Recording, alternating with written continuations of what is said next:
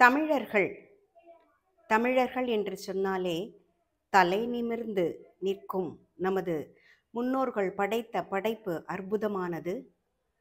தமிழர்கள் முதலில் ஐவகை நிலங்களாகிய குறிஞ்சி, முல்லை, மருதம், நெய்தல், பாலை எனும் ஐவகை நிலங்களை வகுத்து அந்த ஐவகை நிலங்களுக்கு உண்டான கடவுள்களை படைத்து அந்த கடவுள் வழிபாட்டில், தெய்வ வழிபாட்டில் நமது சமயம், பண்பாடு, கலாச்சாரம் இவற்றை புகுத்தி அவர்கள் அதில் வெற்றியும் கண்டார்கள்.